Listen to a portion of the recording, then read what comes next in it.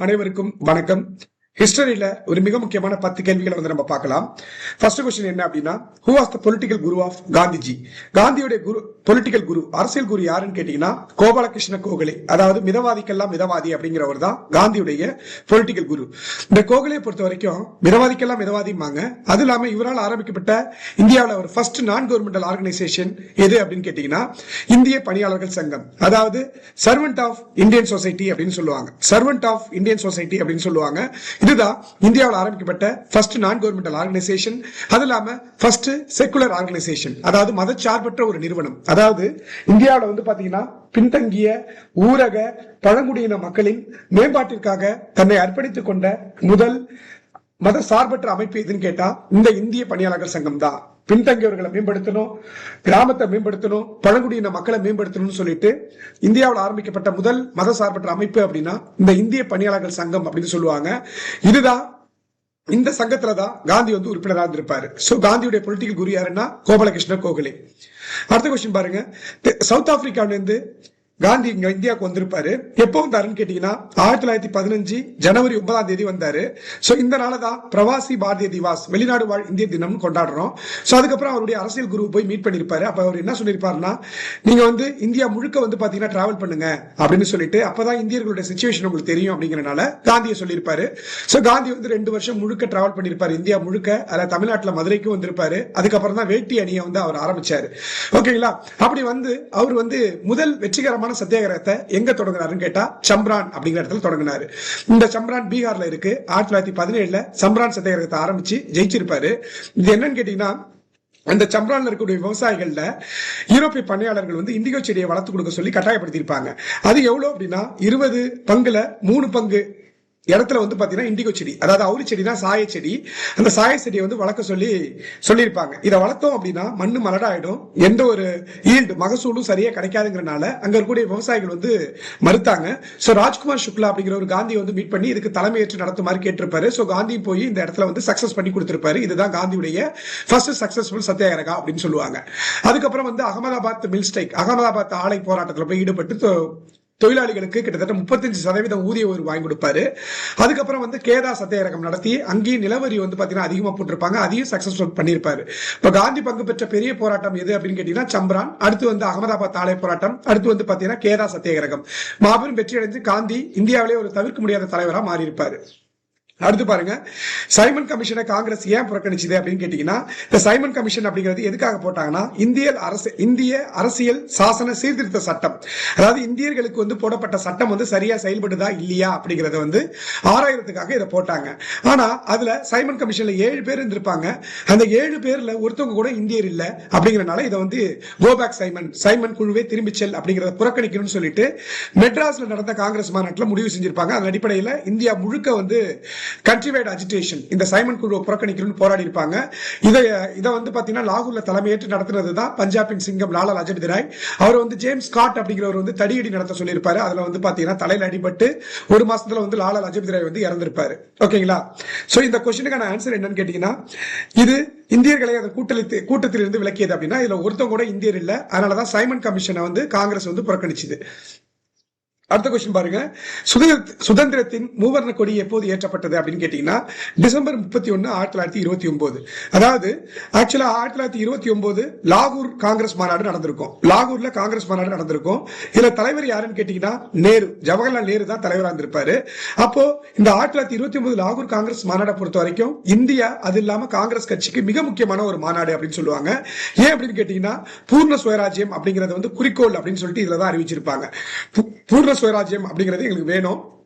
அப்படி பூர்ண சுயராஜ்யம் நீங்க கொடுக்கல, கம்ப்ளீட் இண்டிபெண்டன்ஸ் கொடுக்கல அப்படின்னா இதுக்கப்புறம் வரக்கூடிய ஒவ்வொரு வருஷமும் ஜனவரி 26 நாங்க விடுதலை நாள் அப்படின்னு சொல்லிட்டு அறிவிப்போம் அப்படின்னு சொல்லியிருப்பாங்க.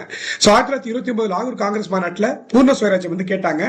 அது இல்லாம பஞ்சாப்ல ராவி நதிக்கரையில மூவர்ண கொடியை ஏத்துவாங்க. அது என்னைக்கு அப்படின்னு கேட்டீங்கன்னா டிசம்பர் 31, 1929. டிசம்பர் 31, 1929. ஓகேங்களா? அடுத்து பாருங்க, 1923 மோதிலால் நேரு மற்றும் CR தாஸ் ஆகியோரால் உருவாக்கப்பட்ட கட்சியின் பெயர் என்ன அப்படின்னு கேட்டீங்கன்னா ஸ்வராஜ் கட்சி. அதாவது சுயராஜ்ய கட்சி. இது ஏன் உருவாக்கப்பட்டது அப்படின்னா, காந்தி 1922 ஒத்துழையாமை இயக்கத்தை ஆரம்பிச்சிருப்பாரு. ஆக்சுவலா 1920 ஆரம்பிச்சிருப்பாரு நான் கோஆபரேஷன் மூவ்மெண்ட். 1922 வந்து இதை முடிச்சுப்பாரு. இதை வந்து பர்தோலி அப்படிங்கிற இடத்துல வந்து நான் ஒத்துழையாமை இயக்கத்தை இதோட நிறுத்திக்கிறேன் அப்படின்னு இருப்பாரு. சோ அது எதனால அப்படின்னு கேட்டீங்கன்னா, சௌரி சௌரா அப்படிங்கிற இடத்துல வந்து ஒரு சம்பவம் நடந்துரும். சௌரி சௌரா அப்படிங்கிறது எங்க இருக்கு அப்படின்னு கேட்டீங்கன்னா, உத்தரப்பிரதேசல கோரக்பூர் மாவட்டத்துல சௌரி சௌரா அப்படிங்கிற கிராமத்துல விவசாயிகள் அமைதியான முறையில் போராடி இருப்பாங்க. அப்ப போலீஸ் தடி அடித்து நடத்தின உடனே போலீஸ் ஸ்டேஷனை வந்து கொளுத்திடுவாங்க. அதுல 22 போலீஸ் வந்து பாத்தீங்கன்னா இறந்திருப்பாங்க. ஓகேங்களா, 22 போலீஸ் வந்து இறந்திருப்பாங்க. அப்போ என்ன ஆகும் அப்படின்னு கேட்டீங்கன்னா, நான் வயலன்ட் இல்லாம தான் போராட சொன்னேன், வன்முறையற்ற முறையில போராட சொன்னேன், நீங்க வன்முறையில கையை ஏந்திட்டீங்க, அதனால நான் இதை நிறுத்திக்கிறேன்னு சொல்லியிருப்பாரு 1922. ஓகேங்களா. அப்போ இதனால வந்து பாத்தீங்கன்னா காந்தி மேல கோபம் கொண்டு நேரு, நேதாஜி எல்லாருமே வந்து பாத்தீங்கன்னா லெப்ட் விங் இடதுசாரி கட்சிகள் முன்னாடி போக ஆரம்பிச்சிருவாங்க. அது இல்லாம காந்தியை பொறுத்த வரைக்கும் இதுல சௌரி சௌரா சம்பவத்துக்கு நீங்க தான் வந்து தலைமை ஏற்றுக்கணும், அதாவது நீங்க தான் பொறுப்பேற்றுக்கணும் அப்படின்னு இந்த சௌரி சௌரா சம்பவத்துக்கு பொறுப்பேற்று காந்தி வந்து 6 வருஷம் ஜெயில தூக்கி போட்டுருவாங்க. இப்ப இந்த கேப்ல வந்து பாத்தீங்கன்னா காந்தி பொறுத்த வரைக்கும் பாய்காட் பண்ணணும், அதாவது அந்நியர்கள் நடத்தக்கூடிய அந்த ஸ்கூல், காலேஜ், அப்புறம் வந்து பாத்தீங்கன்னா ஃபாரின் குட்ஸ் இதெல்லாம் புறக்கணிக்கணும்னு நினைச்சாங்க. ஆனா இந்த 1923 மோதிலால் நேருவும் சிஆர் தாஸும் சுயராஜ்ய கட்சி ஆரம்பிச்சு என்ன நினைச்சாங்கன்னா, தேர்தல் அரசியல்ல ஈடுபடணும், எலெக்ஷன்ல ஜெயிச்சு கிட்டத்தட்ட 101 இடத்துல 42 இடத்துல ஜெயிச்சு அதுக்கப்புறம் வந்து பாராளுமன்றத்துக்கு போகணும், பாராளுமன்றத்தில் போயிட்டு பிரிட்டிஷை எதிர்த்து நம்ம போராடணும், அப்பதான் நம்மளுக்கான நீதி கிடைக்கும் அப்படின்னு சொல்லிட்டு இவங்க நினைச்சிருப்பாங்க. காந்திக்கு அப்படியே ஆப்போசிட்டா இருந்தவங்க. ஓகேங்களா. சோ சுயராஜ்ய கட்சி 1923 மோதிலால் நேரு மற்றும் சிஆர் தாஸ் ஆரம்பிச்சாங்க. ஓகேங்களா. அடுத்து பாருங்க, இது ரொம்ப ரொம்ப முக்கியமான ஒரு கொஸ்டின். இது இந்த சைடுல லிஸ்ட் 1 லிஸ்ட் 2 இதை வந்து கரெக்டா மேட்ச் பண்ண சொல்லியிருக்காங்க. இது எல்லாம் நாமசூத்ரா இயக்கம், ஆதி தர்ம இயக்கம், சத்தியசோதக இயக்கம், திராவிட இயக்கம் அப்படின்னா என்னன்னு கேட்டீங்கன்னா, இந்தியாவில் வந்து பாத்தீங்கன்னா 3.2% இருக்கக்கூடிய பிராமணர்கள் வந்து கிட்டத்தட்ட 72% வேலை வாய்ப்பு வந்து பாத்தீங்கன்னா 72% வேலை வாய்ப்புல வந்து இருந்தாங்க. இதை வந்து பிரிட்டிஷ் வந்து பாத்தீங்கன்னா மக்கள் தொகை அந்த சென்சஸ் வெளியிடும் போது இந்த விஷயத்தை தெளிவா சொல்லும் போது அப்பதான் இங்க இந்தியாவில் இருக்கக்கூடிய மற்ற மக்களுக்கு எல்லாம் புரியுது. கிட்டத்தட்ட 100 போஸ்ட் வந்து ஃபில் பண்றாங்கன்னா அதுல 72% வந்து பிராமணர்கள் மட்டும்தான் இருக்கிறாங்க. அப்ப மத்த காஸ்ட், எஸ்சி, எஸ்டி, ஓபிசி எல்லாருக்குமே வந்து வாய்ப்புகள் மறுக்கப்பட்டது. அப்ப இதை எதிர்த்து வந்து பாத்தீங்கன்னா நாடு முழுக்க பிராமணர் அல்லாத ஒரு இயக்கம் வந்து உருவாக்கப்பட்டது, நான் பிராமின் மூவ்மெண்ட் வந்து உருவாக்கப்பட்டது. இல்ல ஃபர்ஸ்ட் உருவாக்கின இயக்கம் எதுன்னு கேட்டீங்கன்னா நாமசூத்ரா இயக்கம். இந்த நாமசூத்ரா இயக்கம் எங்க ஆரம்பிச்சாங்கன்னா ஈஸ்ட் இந்தியாவில், அதாவது கிழக்கு இந்தியாவில் வந்து ஆரம்பிச்சாங்க. அடுத்து ஆதி தர்ம இயக்கம் வந்து பாத்தீங்கன்னா வடமேற்கு இந்தியாவில் ஆரம்பிச்சாங்க, நார்த் வெஸ்ட் இந்தியாவில் ஆரம்பிச்சாங்க. சத்தியசோதக இயக்கம் பொறுத்த வரைக்கும் இது மேற்கு இந்தியா, அதாவது மகாராஷ்டிரால வந்து பாத்தீங்கன்னா 1973 ஜோதிராவ் பூலே அப்படிங்கிறவர் வந்து ஆரம்பிச்சாரு. ஓகேங்களா. இந்த ஜோதிராவ் பூலே வந்து ஆரம்பிச்சாரு இல்லையா, இவருடைய ஒய்ஃப் தான் வந்து சாவித்ரிபாய் பூலே அப்படின்னு சொல்லுவாங்க. இவங்க தான் இந்தியாவோட ஃபர்ஸ்ட் உமன் டீச்சர் அப்படின்னு சொல்லுவோம். ஜோதிராவ் பூலே பொறுத்த வரைக்கும் 1973 சத்தியசோதக் சமாஜ் ஆரம்பிச்சாரு. அதுக்கு முன்னாடி 1972 ஒரு புரட்சிகரமான புக்கை வந்து வெளியிட்டு இருப்பாரு. அது பேர் என்னன்னு கேட்டீங்கன்னா குலாம்கிரி அப்படிங்கிற ஒரு புக்கு. இந்த குலாம்கிரியில வந்து பாத்தீங்கன்னா எப்படி இந்தியாவில் பிராமணர்கள் வந்து எக்ஸ்பிளைட் பண்றாங்க, சுரண்டல ஈடுபடுறாங்க, எல்லா வேலை வாய்ப்புகளும் அவங்க எப்படி தட்டி பறிக்கிறாங்க அப்படிங்கறத வந்து புரட்சிகரமா சொல்லியிருப்பாரு. அடுத்து திராவிட இயக்கத்தை பொறுத்த வரைக்கும் இது உங்களுக்கே தெரியும், சவுத் இந்தியால ஆரம்பிச்சாங்க. சோ இதுக்கு கரெக்டான மேட்ச் என்னன்னு கேட்டீங்கன்னா நாமசூத்ரா இயக்கம் கிழக்கு இந்தியா, ஆதி தர்ம இயக்கம் வடமேற்கு இந்தியா, சத்தியசோதக் இயக்கம் மேற்கு இந்தியா, திராவிட இயக்கம் தென் India. So 3142 is the right answer. அடுத்து பாருங்க, ஒத்துழையாமை இயக்கத்தின் பல்வேறு நிலைகளை காலவரிசைப்படி வரிசைப்படுத்துங்கள் அப்படின்னு நம்ம பார்க்கும்போது இதுக்கு கரெக்டான ஆன்சர் என்னன்னு கேட்டீங்கன்னா 2143. 2143 ஃபர்ஸ்ட் வந்து பாத்தீங்கன்னா இங்க பாருங்க, இது இங்கிலீஷ்ல பார்த்தா ரொம்ப சிம்பிளா இருக்கும். கொஸ்டின் நம்பர் நான் கோஆபரேஷன் மூவ்மெண்ட் அப்படிங்கறத வந்து குரானாலஜிக்கல் ஆர்டர் படுத்தணும்னா ஃபர்ஸ்ட் ரவுலட் சட்டத்தை வந்து பாஸ் பண்ணிருப்பாங்க. இந்த ரவுலட் சட்டம் என்ன செய்யுது அப்படின்னு கேட்டீங்கன்னா, யாருமே வந்து பாத்தீங்கன்னா காரணம் சொல்லாம விசாரணை பண்ணாம கைது பண்ணலாம் அப்படின்னு சொல்லிட்டு இதை பண்றது. அதன் அடிப்படையில் இது என்ன ஆகுதுன்னு கேட்டீங்கன்னா, the most heinous of political crime was perpetrated on an unarmed mass by the British regime at Amritsar town. இந்த சட்டத்தை யூஸ் பண்ணி என்ன பண்ணாங்கன்னா, சோ மிகப்பெரிய ஒரு அரசியல் குற்றம் வந்து நிகழ்த்தப்பட்டது ஜாலியன் வாலாபாக் அப்படிங்கிற இடத்துல. இதனால என்ன ஆகுதுன்னு கேட்டீங்கன்னா, ஸ்பெஷல் செஷன் வந்து பாத்தீங்கன்னா கல்கத்தால பண்ணிருப்பாங்க. சோ இதுல வந்து காந்தியுடைய ப்ரப்போசல் வந்து பாத்தீங்கன்னா ஒத்துழையாமை இயக்கத்தை வந்து ஆரம்பிக்க போறது அப்படிங்கிற காந்தி ப்ரப்போசல் வந்து ஏற்கப்பட்டிருக்கும்.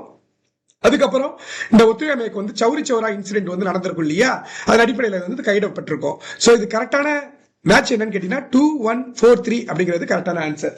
ஓகேங்களா. அடுத்த கொஸ்டின் பாருங்க, which of the following is not correctly paired அப்படின்னு கேட்டீங்கன்னா, சோ இந்த லெப்டினன்ட் கவர்னர் ஆஃப் பஞ்சாப் யாருன்னு கேட்டீங்கன்னா மைக்கேல் ஓடையர். சோ இங்கே தப்பா இருக்கு, நம்ம ஈஸியா கண்டுபிடிச்சிடலாம். So lieutenant governor of Punjab வந்து Michael O'Dwyer. Dalit Bahujan movement ஆரம்பிச்சது அம்பேத்கர். அதுக்கப்புறம் செல்ஃப் ரெஸ்பெக்ட் மூவ்மெண்ட், சுயமரியாதை இயக்கத்தை ஆரம்பிச்சது பெரியார். சத்தியகிரக சபா ஆரம்பிச்சது ரவுலட் சட்டத்தை எதிர்த்து. இந்த அம்பேத்கரை பொறுத்த வரைக்கும் தலித் பகுஜன் இயக்கத்தை ஆரம்பிச்சிருப்பாரு. அதுக்கப்புறம் வந்து பாத்தீங்கன்னா சுதந்திர தொழிலாளர் கட்சி அப்படிங்கறது ஆரம்பிச்சிருப்பாரு. 1937 இண்டிபெண்டன்ட் லேபர் பார்ட்டி அப்படிங்கறது ஆரம்பிச்சிருப்பாரு.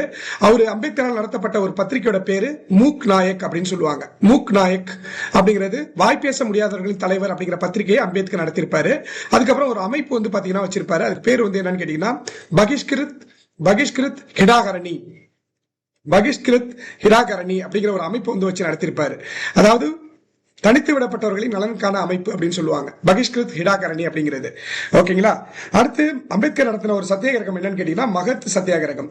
மகத் சத்தியாகிரகம் அப்படின்னா என்ன அர்த்தம்னு கேட்டீங்கன்னா, அதாவது இந்த ஊருணிகள் மற்றும் கிணறுகள்ல வந்து பாத்தீங்கன்னா தண்ணி எடுக்கக்கூடாது அப்படின்னு சொல்லியிருந்தாங்க தாழ்த்தப்பட்டவர்கள். அதுக்காக எதிராக போராடி ஜெயிச்சிருப்பாரு. ஓகேங்களா. அடுத்து பாருங்க, arrange the launching of the following event in chronological order அப்படின்னு கேட்டீங்கன்னா, இந்த கேதா சத்தியாகிரகம் இது எப்ப நடந்ததுன்னு கேட்டீங்கன்னா 1918 நடந்திருக்கும். சம்பரான் வந்து பாத்தீங்கன்னா 1917 நடந்திருக்கும். நான் பிராமின் மூவ்மெண்ட் 1916. அதாவது இதுக்கு ஆக சிறந்த எக்ஸாம்பிள் என்னன்னா, இந்த பிராமணர்களுடைய ஆதிக்கம் வந்து எங்க அதிகமா இருந்திருக்குன்னு கேட்டீங்கன்னா பாம்பேலையும் மெட்ராஸ்லயும் அதிகமா இருந்திருக்கும். பாம்பேல இந்த பிராமணர்களை எதிர்த்து உருவாக்கப்பட்ட இயக்கம் தான் பிராமணேத்ரா அப்படிங்கிற ஒரு இயக்கம் ஆரம்பிச்சிருப்பாங்க.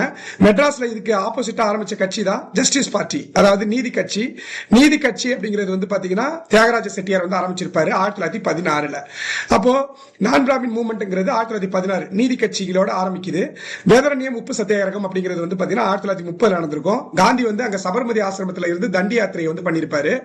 மார்ச் 12ஆம் தேதி ஆரம்பிச்சு ஏப்ரல் 6ஆம் தேதி வந்து தண்டி அடைஞ்சு உப்பை வந்து பாத்தீங்கன்னா காய்ச்சிருப்பாரு. இதனுடைய வெளிப்பாடா தமிழ்நாட்டில் வந்து திருச்சியில இருந்து வேதாரண்யத்துக்கு வந்து பாத்தீங்கன்னா ராஜாஜி பண்ணிருப்பாரு. இவர் எப்ப ஸ்டார்ட் பண்ணாருன்னா ஏப்ரல் 13 ஆரம்பிச்சு ஏப்ரல் 18 வரைக்கும் 1930 வந்து பண்ணிருப்பாரு. அங்க இருக்கக்கூடிய கலெக்டர் தான் அப்படிங்கிறவர் வந்து பாத்தீங்கன்னா அவங்களுக்கு வந்து சப்போர்ட் பண்ணக்கூடாதுன்னு சொல்லியிருப்பாரு. இருந்தாலும் மக்கள் வந்து பயங்கரமா ஆதரவு கொடுத்திருப்பாங்க அப்படிங்கறதெல்லாம் பார்த்தோம். இப்போ என்ன கரெக்டான மேட்ச் அப்படின்னா 3, 2, 1, 4 இது எங்க இருக்குன்னு பாருங்க. 3, 2, 1, 4 அப்படிங்கும்போது option B is right answer.